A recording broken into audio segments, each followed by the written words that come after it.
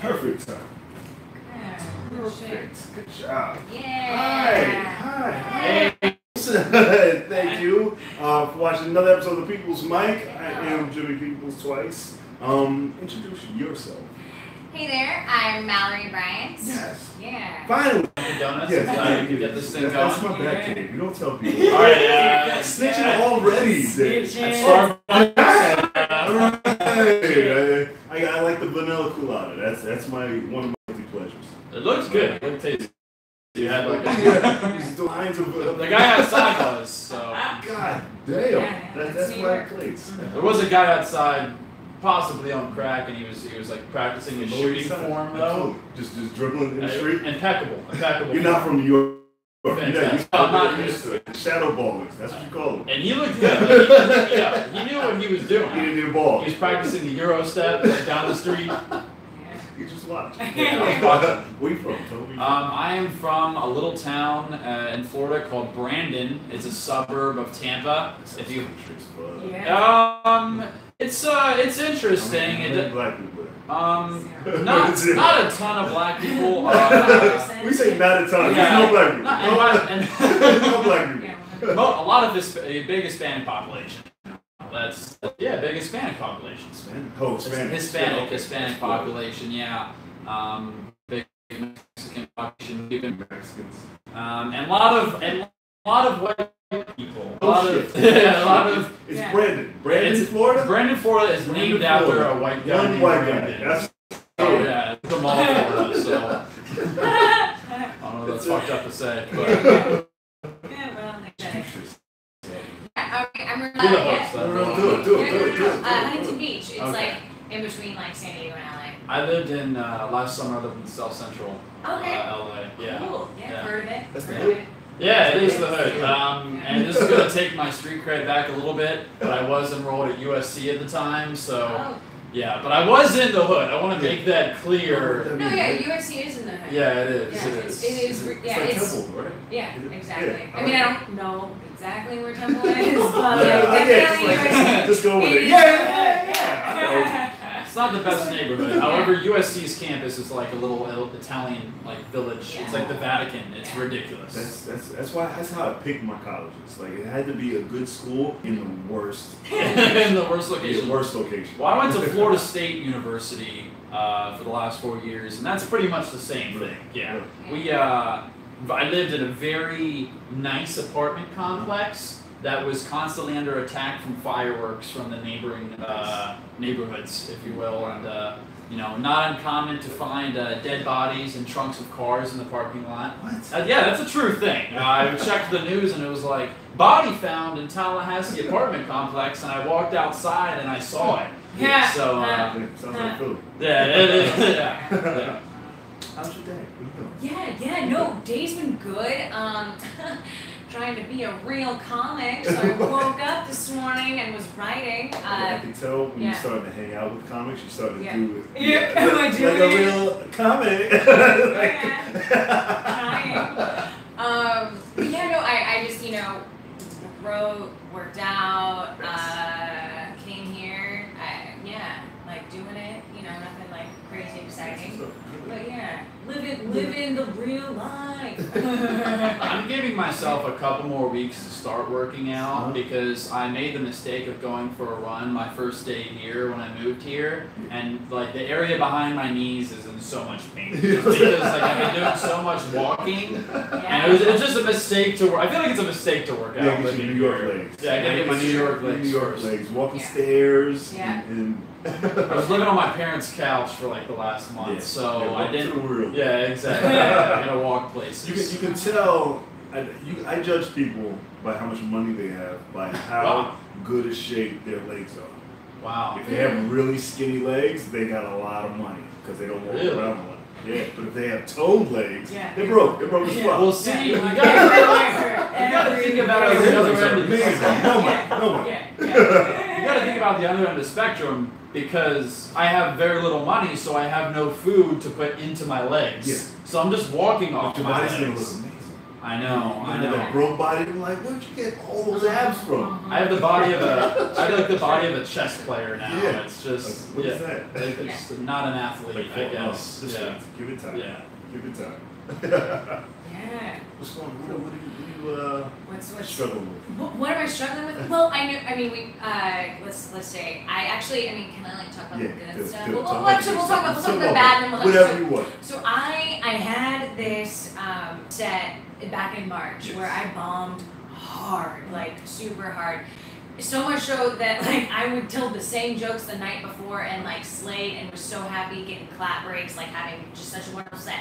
And the next day, just same jokes.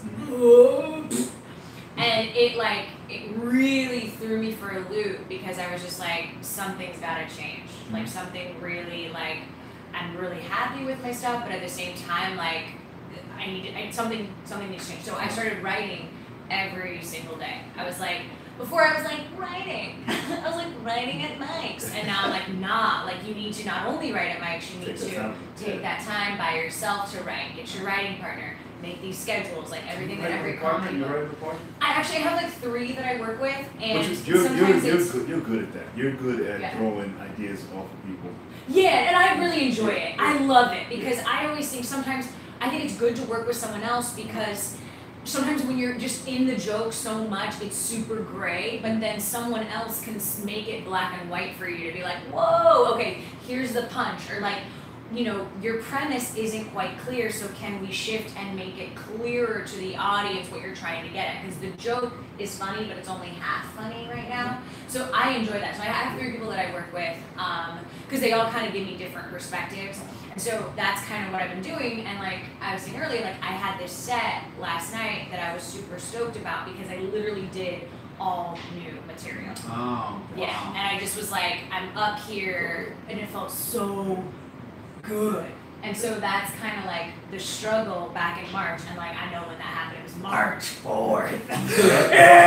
It was like, oh, and like that's when I set the goal. I was like, I cannot not give my work the time it really needs. How often do you write new stuff? So that's a good thing. It's like you're the one who was like, so Jimmy Peoples gave me my first show ever, just so y'all know. Yeah. Thank you so much. Thank you. And I remember you would always tell me you would be like, you have to write new 5 minutes. Like you should be writing as much as you can each week. Now, I did that, but then I also started to find that like certain things they need to germinate, right? They need to, and so then you start to get used to the jokes that are working, and then you're like, I'm gonna hit this shit all the time because it works. Yeah. And then there comes a time. I like talking about. Yeah. I hate the things that I like talking about and not funny. Yeah. It's like I like talking about it, but Right. there's nothing there. Right. Sometimes, but then eventually I feel like you find something. Yeah. But I feel like it's both. You have to find the marriage of the two. You have to still talk about your old shit that you know works, and then you have to sandwich it, the old with the new, and then old, and then new, and then so that you can see exactly. I like to call it, I love that. the sandwich. Yeah. 100%. I feel like it's a good idea to let that stuff sit for a while too. If you're like, all right, there's something good here, but I can't think of it right now. Yeah, the marinade period. Yeah. Once you do it, you're gonna go through that stale part and then put it away and then bring it back. It's actually helpful to do that, like procrastination. There's actually been studies done at the University of Wharton. Shout out to Wharton. Hey, shout out to Wharton people. You look deep in the camera like you went there or you trying to get in. I was just like, you gotta look at the camera every once in a while, so that my brain was like, that's my moment. I'm sending it This home. guy's giving a shout out. Yeah. I didn't study there. I don't know why I said that, but it is a big thing because if you're like, you start with like an idea and then you're like, all right, I'm gonna watch YouTube videos for the next hour, and then you go back to it, you're like, okay, now like my subconscious has sat on this for a little bit, so it's actually helpful to procrastinate a little bit. Yeah. It's hard to bring down the Watch comedic the tone camera. of this podcast. You guys sit the hell down. All right? It's a Yes, sir. podcast before the mic. God damn it. We're in an Applebee's right now. Yes. Just walking willy-nilly. Just say your name real loud so they know who the asshole was. No, I'm just kidding. Also, I'm definitely the asshole. but I'm bringing you into my world. Hey, yeah, this is the podcast for the mic. We'll get started in a few. I'm done with that point. Yeah. I almost didn't say it. Like I came very close to not saying it. Period. But I felt like it was a good footnote. Totally. Yeah. So when you write with other people, are these people all comedians or are they? Well, great question. I think I've talked with all different comics on what they believe. So I think this is my strategy, but no one has to necessarily like follow it or anything like that. It's not the end all be all. Yeah. So I write with one comic who mostly focuses on improv, but also does stand up, and then I have another comic that I write with who just does stand up, and then I have another one who's just does writing, but no like performance. Smart. So it's like 3 different, and I like to kind of give each of those people like my premise or my idea, and then each of them kind of give me different feedback, and then I. You're like a writer's room. Yeah. You're like a staff. Yeah, but they're not all there together. It's mostly like text messages or phone, or sometimes it's in person. That's cool. Yeah. Where do you go to write? You write in your apartment? You write at cafes? Or? I really enjoy. This is the new thing I actually figured out.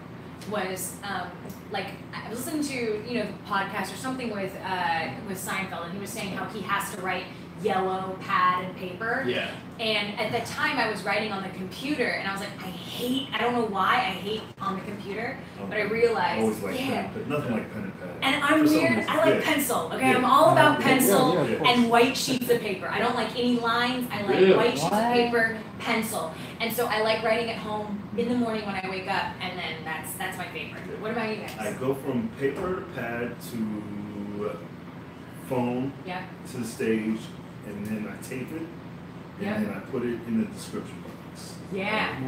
That's the order. And then I put it away, go back and get it. So I love that. So if it's good enough to get from paper to pad to the stage, and then you tape it. Then it stays, That's the order. But I don't like talking to people about jokes. I like what's called biting. You just talk to somebody in conversation, and if they can tell it's a joke, then throw that shit away.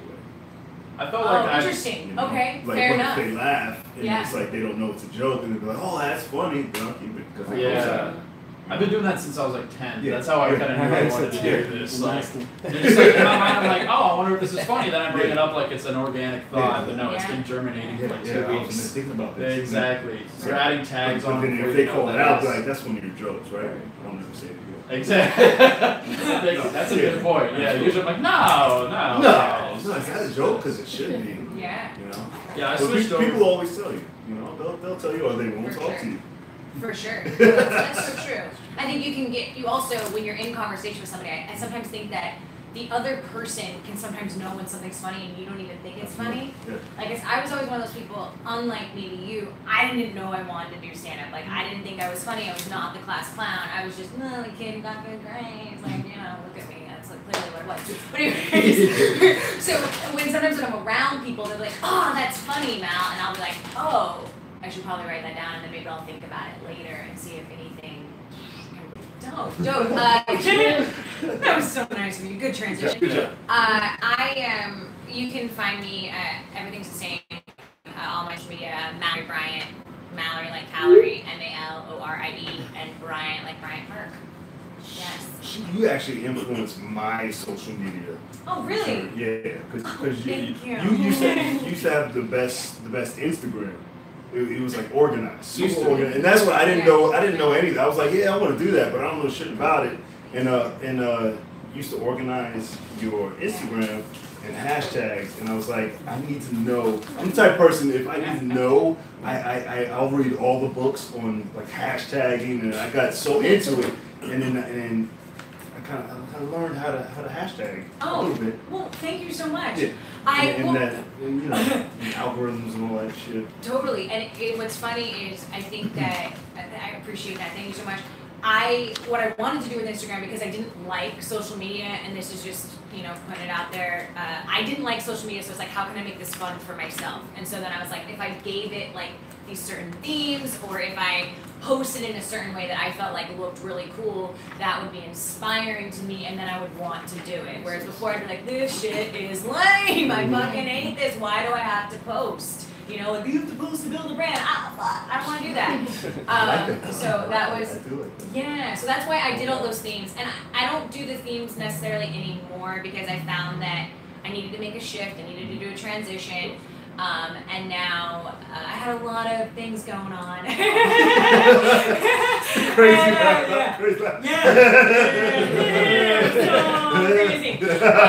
And now I just focus back on. It's still, you can still see it. It's still very like thematic, and I think it looks really beautiful because I post in 3s or 6s or 9s. What does that mean? Yeah. If you actually go and you scroll on my Instagram, you'll see that everything has like, it's all thematic. Like nothing is just like random pictures. It all like has a sequence. It has order. So mine's still chaos. It was just chaos. Most of people's Instagrams are chaos. I liked the order, probably because I'm a Capricorn. Hey, Capricorn.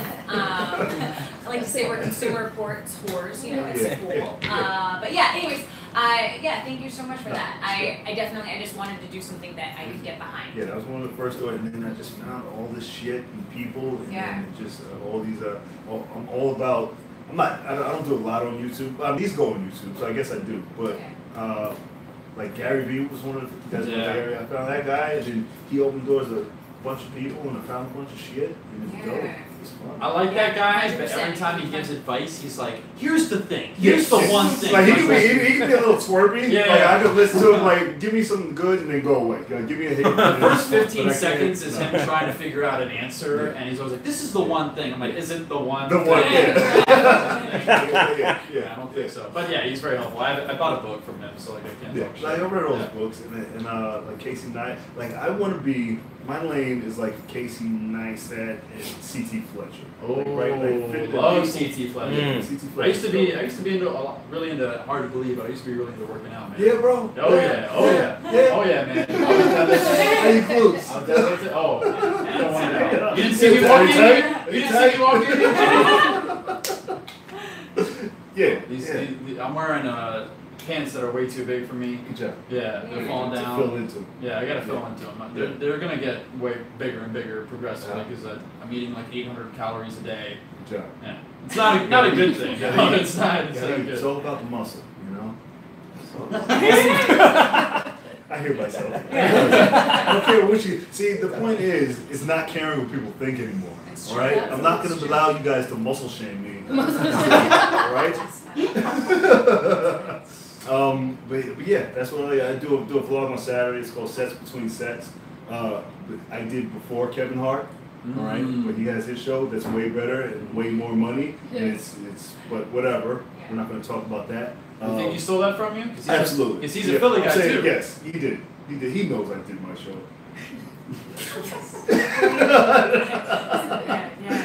She's like, yeah. Yeah, what are you saying? This guy's crazy. Website? MalorieBryant.com. Yes. Yeah. Are we talking about shows yet? Shows. Oh yeah, I have shows every Saturday and Sunday at the Grizzly Pear, 6 o'clock. Okay. Yeah, cool. $3 beers. You're so really? $3 beers? $3 beers. It's like a white noise right up into $3 beers. I'm like, really? $3 beers, you're alcoholic? Yeah. As he has a beer in his hand. Yeah. It's 3 o'clock. Yeah. It's 2:47. All right, let's shows. What else you got going? Yeah. I mean, those are my things. So Gotcha. that's on my social media website, MalorieBryant.com, and Grizzly Pear, Saturday and Sunday at 6. I just moved here. Got a lot of nothing going on. If you see me, don't mug me. I'm still moving in. Go support people's shows. Yeah, I'll be going to shows. Yeah. If you're a comic, just give me advice. That's all I really want right now. You don't want to take advice. Just get lost and do your own shit. It's true. It's the best thing you Have can do. fun, create some shit, make them follow your lead. Wow. Okay, fine. You know what? I won't take that advice. But listen to me. I'm the only person you listen to. Thanks, Black Dad. Thank you. Yeah, thank you. Give it up for them one time, or not. You're obligated to the studio audience. You came in fucking podcast. clap a little bit. I am Jim Peoples. You can find us on wherever you can find podcasts. We are now on Alexa, which means you can just say, "Hey Alexa, can you play that new People's Mic podcast?" This is 132, and it'll play. I think we're on YouTube now. We were trying Twitch, and Twitch was, I like YouTube because it's easier to transfer to Facebook, but it does drop in certain places. So whatever, we'll use that for now. What else? JimPeoples.com, and 3 new shows. 3 new shows we have. Wednesday, the musical comedy show at Gramercy Ale House. The Ale House Comedy. Yeah, Friday at 8 Friday. o'clock every Friday. And I'll get you on that. Oh yeah. And Saturday is basically a comedy show. We're gonna post to Musicali, so it's a spin on that, and that's every Saturday. It's 8 o'clock. And plus 2 new mics, Friday and Saturday, 6 o'clock at Gramercy Ale House. Heck, Yeah, yeah. hustling, man. Yes. Awesome. Yes. Jersey So Peoples, that's yep. what it is. And that's it. Thank you guys. We'll start this mic, the Mike Collins podcast. Thank you. Appreciate you. Always. Thank you. Give me 1 second.